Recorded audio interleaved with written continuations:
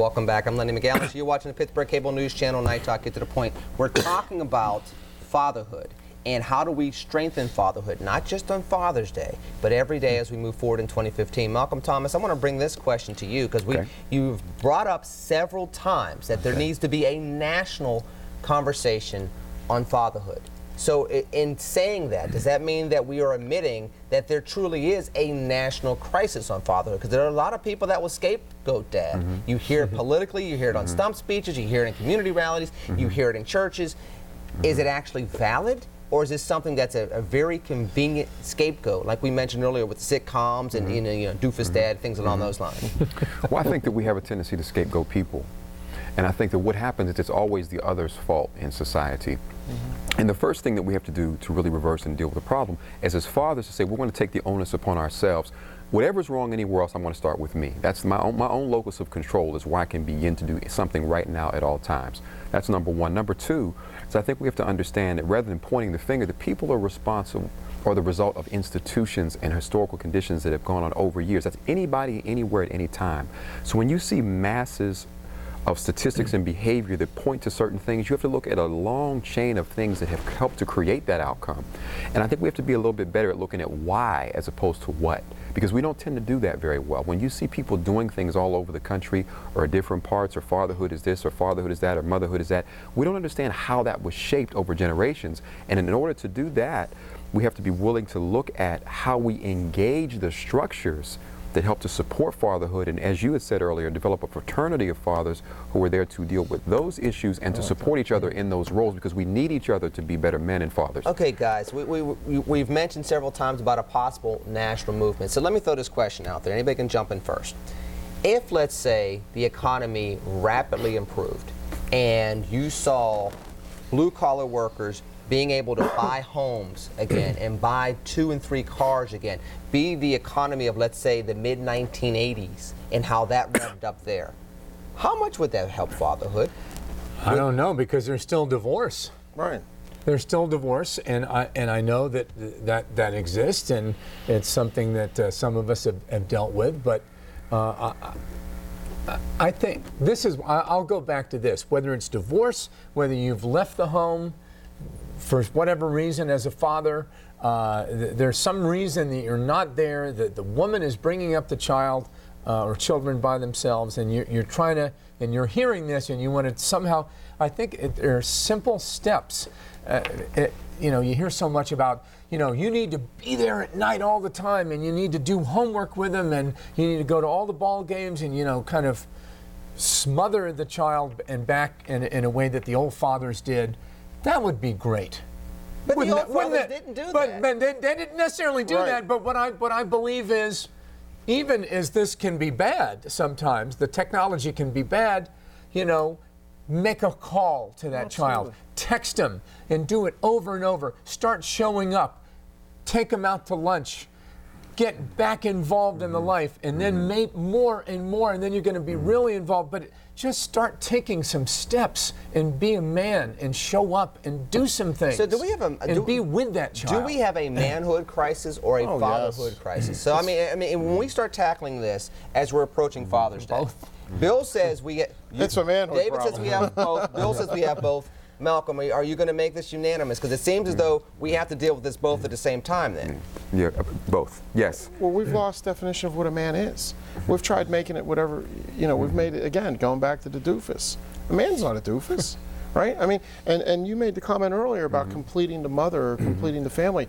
Complete coming from the root of complement. We need to complement each other. Right. I can't replace my wife. I can't be a mother to my kids. I could be a good parent. Yep. I could be an exceptional father. But I mean, there's that complementality of the sexes. So what are we changing then? I mean, for example, I brought up the family courts in my starting point, and for years it was more of a punitive situation where Dad pays, Mom will be able to take care of everything else because Dad's the provider. As long as Dad's providing, everything else is taken care of. And we've seen that model be broken over the last 30 to 40 years, and it's devastated many urban communities with that model right there. So if that's the case, are we talking about, and I said this in the starting point, are we talking about changing how we view things in the family courts? Are we talking about changing how we do things in our workforce, where we have to make sure that fathers are given paternity leave like they are in Europe. It's the same way maternity leave happens over here. Are we talking about a fundamental change where we may have to spend some money on the front end, but we're saving so much more money on the back end? I think if you could solve the family court problem tonight, you would have solved a lot of the problems with fathers. Because I think the court system, again, and maybe that was the root, maybe it's a result, but the courts look at fatherhood as being dispensable. It's not the... They do. As a guy that's lived in that system for 16 years, I can tell you, you're dispensable. You know, you are less than the woman many times. And let's continue the conversation as far as how to shift those dynamics. What do we need to put into place in order to make sure that as we're looking towards solutions, we're putting the right types of solutions in place and we're building something moving forward from here, not just for ourselves or for ourselves as men, but for our children. We're going to continue that conversation here on Night Talk. Get to the point.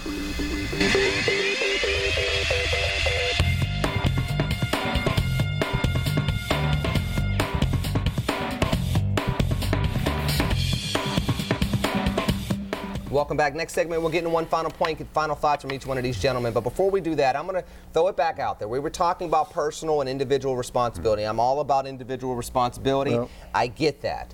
But from a societal standpoint, I'm going to throw this question out there initially. What should we be looking at? We talked about the family courts. We talked about how we view workforce structures in regards to vacations and things along those lines. We've even talked about being able to find work and being able to sustain your family. What primary issues do we need to tweak from a societal or civic standpoint in order to change this paradigm that we're seeing in regards to American fatherhood today? I mean, well, the first thing we have to do to change the paradigm is we have to understand that our real problems are always problems that require the collective effort of multiple people working together. So the first thing you have to do is understand that we need one another. We need one another as men. We need one another as fathers. We need our co-parents, our women to work together because there is no solution without an interdependent. But I'm going to stop you there because if we take a step back, that's fine. I get that. That goes back to individual responsibility. But what types of things within our society today, and I'm opening up to all three of you guys, should we tweak to allow that to be facilitated at a better and more efficient rate? Well, I want to say what Malcolm said earlier about labeling people, right? Why do we have to label people if they have different thoughts than us? And so now we can't tell the truth without being a hate monger, right? So tell the truth. This is a real crisis. Personal responsibility, let's start there. But I get that, and I'm going to say it again. That's fine, but if we're each in our own silo, if we're each confined by 50 hours a week, if we're each confined by our economic situation, if we're each confined by the types of parameters that we're facing in American society today that keeps us separated, that keeps us back and forth in the rat race that we're in, how's that going to change? So I'm saying what types of things, in order to facilitate what you're saying, Bill, and what you're saying, Malcolm, may we need to change in society, whether it's, hey, look, guys need to make sure that they use more of their vacation time. There needs to be paternity leave. Are there any type of policy things that we should be looking at that we're missing that lead to the definition of fatherhood? I think all of that. I think there's nothing you said is wrong. Yeah, but those are all macro issues. Yeah, more recognition of men as needing these things. Yeah. Right? Yes. Absolutely. Yeah. But they're macro, right? And what I was saying is, I wasn't trying to dodge a question, but I mean from a micro perspective, when you meet somebody, let's start one-to-one. Let's start in our own home, number one, right? And then we could start in our own block, and then we could start in our own communities. On a more micro level, lead by example, I think. Are we missing something? Go ahead, Malcolm. Well, you know, the micro is important because the one place you can implement permanent policy at all times is with yourself and in your home. Sure. But at the same time, I think we do have to engage the educational structure. Fatherhood, manhood, motherhood, adulthood requires a complex set of skills and competencies that you do not learn without proper nurturance, development, and education. And we expect people to be 21, 18, maybe have a child unexpectedly and be able to fall into those roles with it. I can say this without question, that being a husband is the most difficult role of my life, not because of my wife, but because when you are that close to someone, it exposes everything about you that is not right. Everything I thought I needed to work on, I didn't even know about until I became a husband. No, I'm serious. That's the truth, though. There were character flaws I had that I wasn't even aware of. That's true. But what happens is when we developed a manhood circle, And we understand that we need to help nurture each other in ways that we were not nurtured growing up because there was no educational system that taught us fatherhood. You spend more time learning algebra than you understand on how to be in a relationship. That is a difficult thing to do. So if we can't be in relationships, how can we effectively be fathers when we are being made or we are assuming a posture of defensiveness or aggressiveness against the women who birth our children? You may never need algebra again, but you will need the relationship stuff. 15 seconds real quick. Are we saying that we're going to also have to look at some of these structures, such as the media, such as schools, such as other structures, and say, listen, you need to redefine fatherhood to include nurturing, to include love. Vulnerability is you exposed in a close relationship, which men aren't historically supposed to be as vulnerable, right? Humility. Yes. That's a big one as Men well. supporting men, and I know there are male groups out there that do this, but and you mentioned the neighborhood, just get together and saying, what everything okay? What do you need? How can we help? Help each other. And really being serious about that. When we come back, it's time for one final point. Great conversation with these three. They'll give you one more when we come back here on Night Talk. Get to the point.